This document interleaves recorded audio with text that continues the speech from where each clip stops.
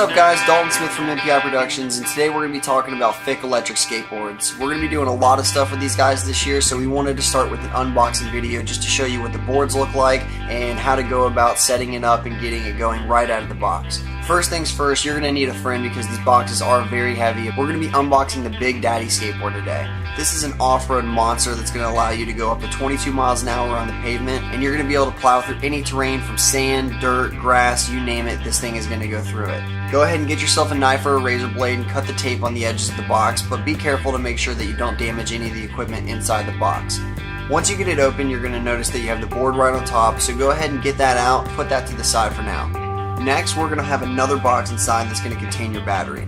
This is super heavy. It's probably about as heavy, if not heavier, than the board itself. So once you get it out and cut it open, you are going to have your battery, which is going to be the heart, what runs your board. So when you first get it out of the box, you want to go ahead and throw your battery on the charger because it's going to take about 10 to 12 hours for the initial charge. So go ahead and locate the charger inside of the box, and you're going to see that there is a small flap on the side of your battery, and you're just going to pull this back, plug the charger into the wall, plug it into the battery, and you're going to get a red light. As soon as the battery is completely charged, you're going to get a green light. Now let's go ahead and get the rest of the stuff out of the box. You're going to have the Fiik electric skateboard remote, a bag full of tools, an extra belt, and a 9-volt battery.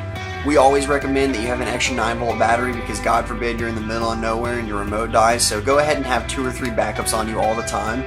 Next is going to be your spare belt. This is a belt-driven vehicle, so it's going to be pretty easy to replace if one snaps. We have a little bag of tools. We'll be doing a how-to video here shortly on how to replace the belt, but you always want to keep your belt with you, your bag of tools, and an extra battery for the remote. Next, we're going to talk about the remote control. Inside of your remote, you're going to have a small little foam piece, and then you're going to have the plug for your 9-volt battery. So go ahead and get your 9-volt, line it up for the positive and negative sides, pop it in there. And then inside of the remote, you're going to have a 3-way switch, and this is going to allow you to control the speed of the board. We seriously recommend starting on slow for everyone, and go ahead and put it on the slow speed, which is going to be all the way forward towards the front of the remote. Next is going to be medium speed, dead in the center, and then all the way back is going to be your high speed. Make sure, again, slow speed all the way to the front. Pop your battery in there once it's plugged in. You're going to put this foam right in here so your battery's not bouncing around, and then just slide the cover back on. Now your remote is ready to go. You have it on slow speed, and we're going to talk about getting the remote set up to the board here shortly.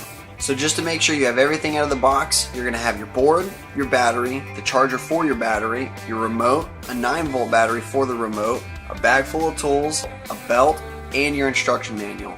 Now we've got your battery on the charger, and again it needs to go for about 12 hours. Once your battery's fully charged, you're going to have a green light on the charging box and you're ready to go. So go ahead and unplug it, flip the cover back just to make sure no dust or sand gets in there.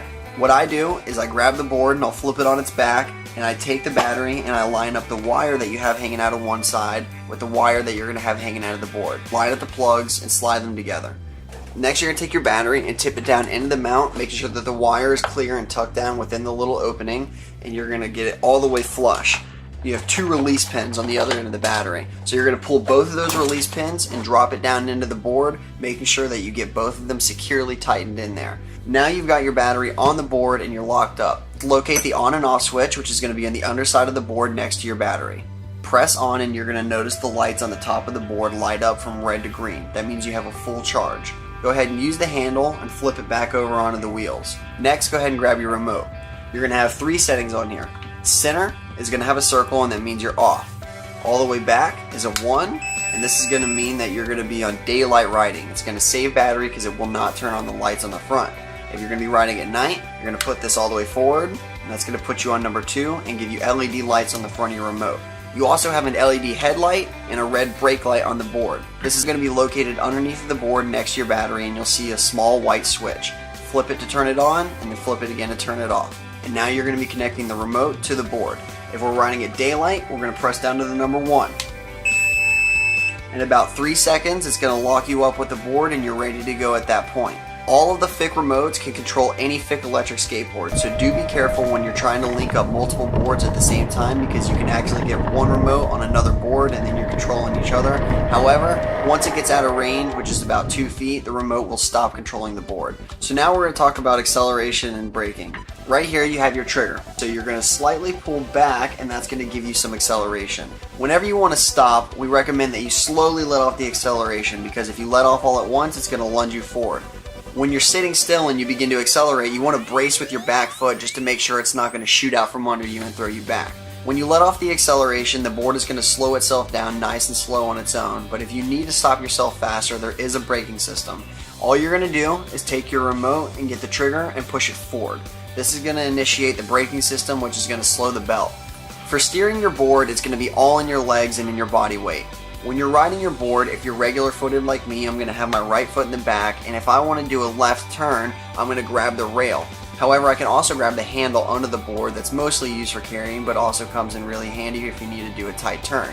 If I need to do a turn to the right, I'm going to reach around my backside and grab the rail. Take your time. Go out to the beach, start in a nice grassy field, and get used to the acceleration, get used to braking, practice doing some turns, and just figure the board out. You don't want to rush, because with any action sport, it's very fun, but if you don't take the right precautions, you're going to get injured. I always like to remind people to be careful when you're going from the grass to the pavement or vice versa, because you're dealing with two completely different amounts of traction. When you're on the pavement, the wheels are able to grab very well, you're not going to slide, and it's going to be very reactive turning. When you're in the grass, you're going to be kind of bouncing around, slipping and sliding, so if you go from the grass to the pavement, it's going to grip so fast the board may shoot out from under you. And if you go from the pavement to the grass, it may be too much of an adjustment and then you lose speed and wipe out. So take your time, have fun. We want to see your photos and videos, so be sure to upload them, #FiikUSA. We're really excited to be working with these guys this year. We have a ton of awesome projects in the works, so keep an eye, check back, and get ready for some awesome stuff with Fiik USA and MPI Productions.